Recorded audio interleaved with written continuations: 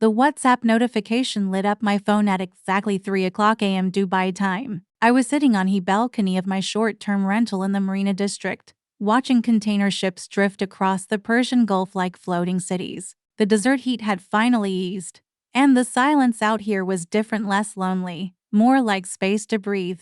Then came the vibration. A single message from my brother. "Ryan, you need to see this." There was an image attached. I tapped it with zero urgency, expecting some meme or a picture of our dog back in Chicago. What I saw instead knocked the breath out of me. Jessica, my ex-wife, in a white wedding dress, standing next to Brandon Caldwell, her former boss. The man she cheated on me with. The senior partner at Caldwell and Associates, the law firm where she worked as a paralegal. He was 53. She was 34. He always smelled like imported cologne and entitlement. I stared at that image so long my screen dimmed. They had waited exactly 91 days. I counted. 91 days since our divorce had been finalized. The minimum legal window in Illinois before a remarriage could be filed. It wasn't just fast, it was planned. I ran my hand over my face, letting the salt from my fingertips mix with the desert air. The ache in my chest wasn't sharp. It was dull, heavy, like sitting in wet clothes after a flood. I wasn't surprised. Not really. Jessica had already left me emotionally 6 months before she walked out physically. Still, the photo cut deep. She looked beautiful. I'll admit that. But it was the kind of beauty I didn't recognize anymore. Polished. Hollow. Her smile was the smile she used when pretending to like someone at cocktail parties. I knew that look. I'd seen it when she was lying to my face. I called Ryan. He picked up after 2 rings, his voice groggy but awake. "You saw it?" he asked. I didn't answer that. "Where'd you get the photo?" "Her cousin posted it. It's all over her Facebook now. Public. No shame." I leaned back in the chair, the iron cold against my spine. "She really went through with it." Ryan sighed. "Yeah, big wedding too. Caldwell money. Obviously. Looked like a damn movie set." I could almost hear him shifting uncomfortably, like he wasn't sure if he should keep going. "She invited people from your side. Mike, Aunt Rosie, even Aunt Lily." I closed my eyes. Of course she did. Jessica always hated looking like the bad guy. To the world, she'd spin it as a fairy tale. Poor girl, finally finding her forever after with a man who truly appreciated her. Never mind the cheating. Never mind the texts I found. Never mind how she moved her things out while I was on a business trip. "She said anything to you?" I asked. "No, but Aunt Rosie said she asked about you. Wanted to know if you'd moved on." I huffed a bitter laugh. "Moved on? She left me for him. What does she think I'm doing?" Holding my breath. Ryan didn't reply. He knew the answer. We sat in silence for a moment, just a brothers, 7,000 miles apart, trying to make sense of a woman neither of us understood anymore. "You okay?" he finally asked. I looked out over the city. From the 28th floor, Dubai glowed like something futuristic. I'd moved here 2 months ago. Took a consulting job no one thought I'd accept. Structural engineering for historic renovations, my specialty. I figured if my marriage had collapsed, maybe I could at least rebuild buildings. "Yeah," I said. "I'm okay." And I was. Mostly, but I wouldn't sleep that night. I just sat there, under a pink sky turning gray, letting the weight of what could have been float away like the ships below me. Ryan called me again the next evening. This time without warning. I was sipping black coffee in a cafe just off Sheikh Zayed Road, pretending to read a structural assessment report while watching the traffic blur past. His voice was urgent, almost amused. "You're not gonna believe what happened," he said. "Jessica's wedding. It imploded." That word made me set my coffee down. "I'm listening," I said. He didn't even pause. "So, it was this ridiculously lavish event. Like, stupid expensive. Brandon must have dropped 6 figures. Easy. Held at that massive glass atrium in River North. Crystal chandeliers, live quartet, the works. I wasn't there, obviously. But Aunt Rosie filled me in. She was invited. Of course she was. Jessica always liked to keep one foot in the family for appearances.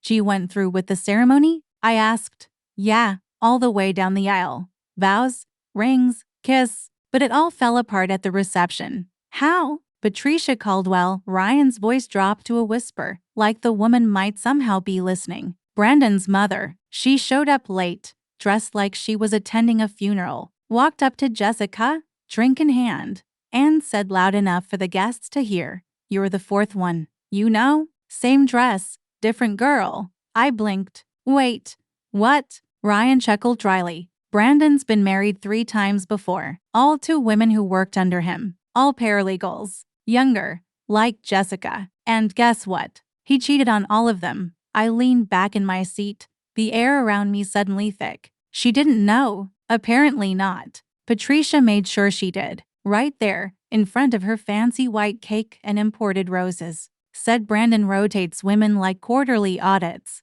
The way she told it, Jessica was just another intern who didn't read the fine print. I was silent for a while, staring down at the foam patterns in my coffee cup.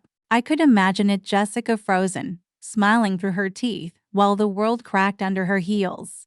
She ran out, Ryan continued, mid-reception, locked herself in the guest bathroom, wouldn't come out, eventually slipped out through the kitchen and just left. Left Brandon? Yep. No send-off, no bouquet toss, no dance. Guests awkwardly finished dessert, then went home. Apparently the DJ just played Coldplay on repeat while people collected their coats. I shouldn't have laughed, but I did, quietly, with no real joy. It wasn't revenge. It wasn't even satisfying. It was just sad. She chased status, I muttered, and status turned out to be a hollow suit with a revolving door. Exactly, Ryan said. Aunt Rosie said she looked like a ghost when she left. Pale, shaking, no shoes. The image hit me harder than I expected. Not because I pitied her, but because I remembered that look. I'd seen it once before, years ago, when she thought I'd found out about the affair before I actually did. "What happens now?" I asked, though I already knew.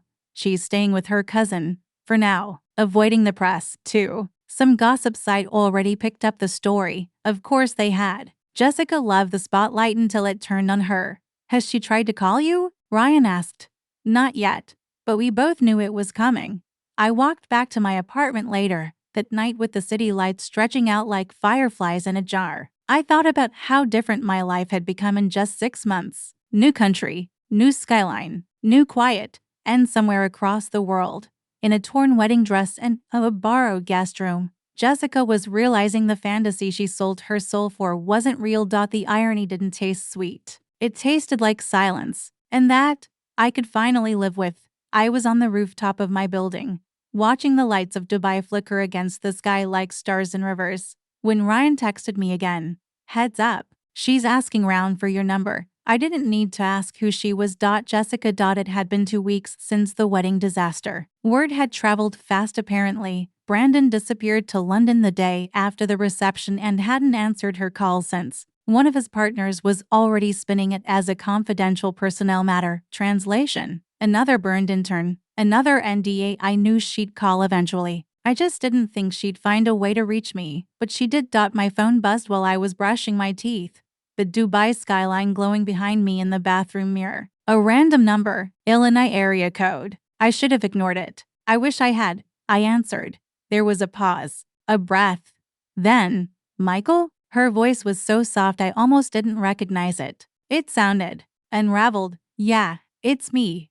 I didn't reply. I let the silence do the work. "I'm sorry," she finally said. "I shouldn't have called.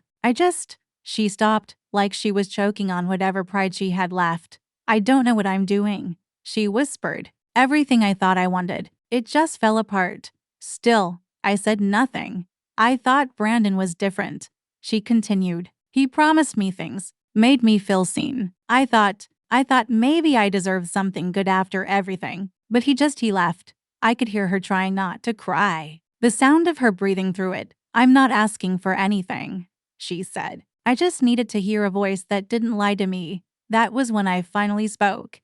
"Jess, I'm not your refuge," I said. "You made choices, and they cost you things." "I know," she said quickly. "I know, and I'm not trying to undo any of it. I waited. I just needed to know if you hated me." I closed my eyes, thought of our apartment in Chicago, the last time she kissed me and meant it, the way she laughed at my dry jokes before things got quiet. The night I found Brandon's name on her phone while she showered. "No," I said. "I don't hate you." She exhaled like she'd been holding her breath for a month.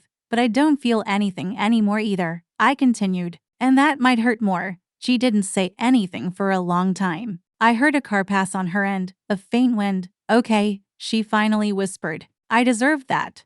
Then she hung up. I stared at my reflection for a while. I didn't feel triumph. I didn't feel pity. I just felt done. Not numb, just clear. Later that week, I blocked her number, not out of spite, just to stop looking at it. I'd learned something valuable. Closure doesn't come from apologies or breakdowns. It comes when you no longer need them. And I didn't. That night, I walked the marina boardwalk in silence. The world kept moving. Lights kept glowing. Ships kept drifting across the Gulf. And for the first time in years, I felt free.